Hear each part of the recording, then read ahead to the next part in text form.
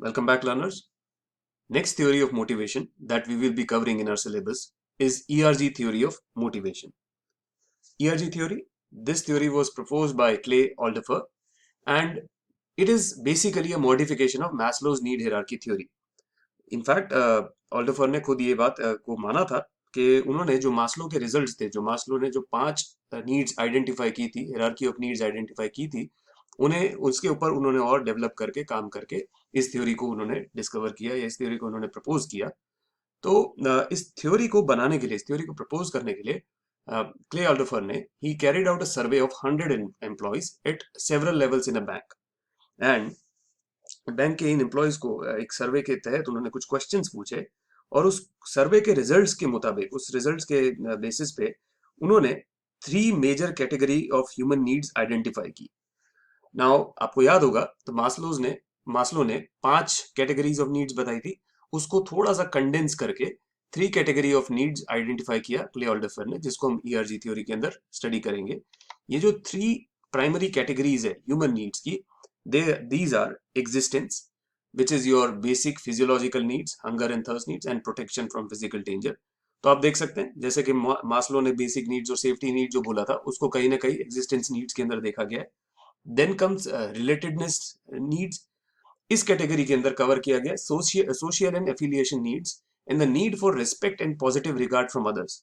हम जो चाहते हैं कि लोग हम लोगों से कनेक्ट कर सके, लोग हमें प्यार करें और लोग हमें रिस्पेक्ट करें, पॉजिटिवली देखे, उसको इस कैटेगरी के अंदर देखा गया। तो अगेन अगर आप देखें तो मास्लो की जो थ्योरी थी उसके अंदर इस चीज को हमने देखा था social needs and self esteem needs के अंदर, उसको कहीं ना कहीं क्लब करके रिलेटेडनेस नीड के अंदर लेके गए। And last is growth, the need to develop and realise once potential. तो मास्लो ने जिसको कहा था कि सेल्फ एक्चुअलाइजेशन नीड्स, वहां उस कैटेगरी को यहाँ पे रखा गया है।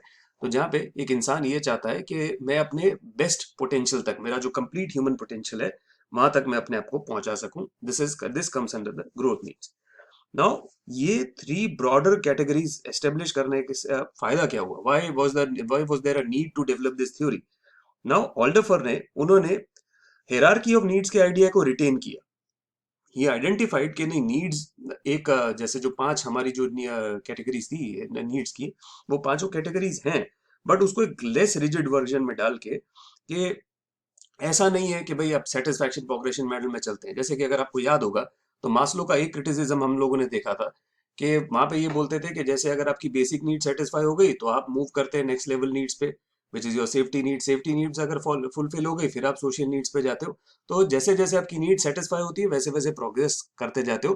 बट एक क्रिटिसिज्म उसका ये था कि इंसान अगर अगर उसको अगर सोशल नीड्स फुलफिल करनी है तो दैट डजंट मीन कि उनको खाने पीने की चिंता नहीं है। तो इस इस क्रिटिसिज्म को एड्रेस करने के लिए जो ऑल्डरफर की थ्योरी है, it offers a less rigid version. और वो instead of focusing on satisfaction progression hypothesis, it focuses more on frustration regression hypothesis.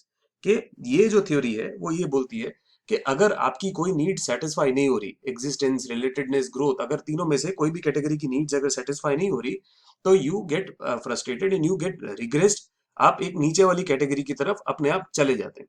Example के थ्रू इस बात को समझाता हूँ। नाउ अगर आपकी रिलेटेड नीड्स आर फुलफिल्ड, आपकी एग्जिस्टेंस और related needs are fulfilled, but growth need fulfilment is block. अगर आपको अपनी ग्रोथ नीड्स अगर नहीं आप अचीव कर पा रहे हैं, नहीं फुलफिल कर पा रहे हैं, तो आपका अटेंशन फिर से रिटर्न करेगा रिलेटेडनेस नीड्स के ऊपर। मतलब you will try to focus more and more on your relatedness needs. आप वहां पे अपना मोटिवेशन, वहां पे अपनी खुशी ढूंढने की कोशिश करते हो।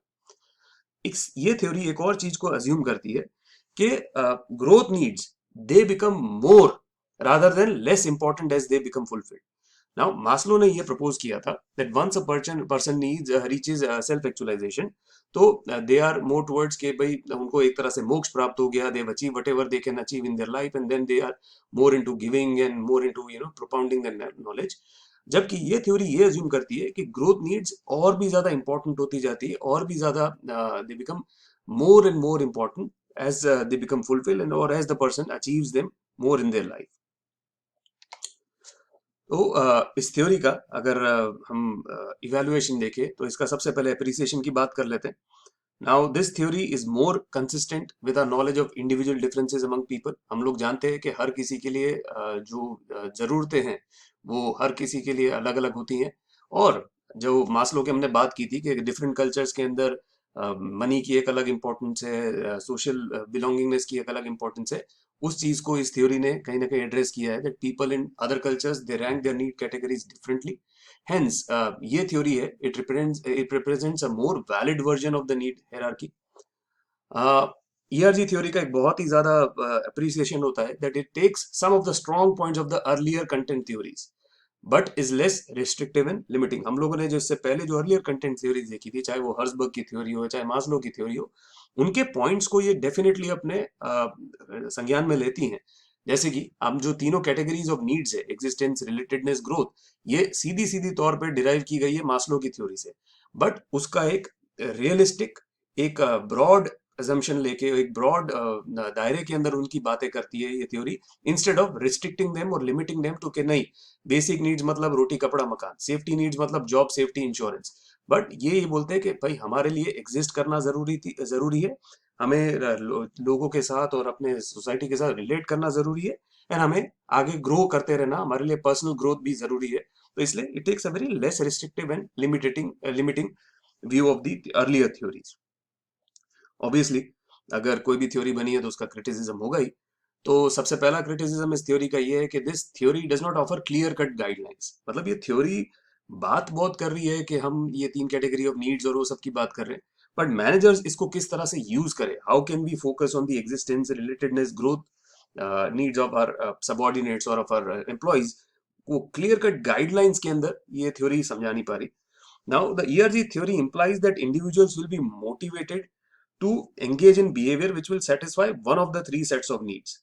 मतलब कि हम जो तीन कैटेगरीज है, हम एट अ टाइम उनमें से किसी एक के ऊपर फोकस करके we are motivated to pursue that goal. Like for example, अगर मेरे को सबसे पहले तो मुझे एग्जिस्ट करना है तो मैं अपनी एग्जिस्टेंस नीड्स के ऊपर फोकस करूंगा, वो फुलफिल हो जाती है तो मैं अपनी रिलेटेड नीड्स के ऊपर फोकस करूंगा.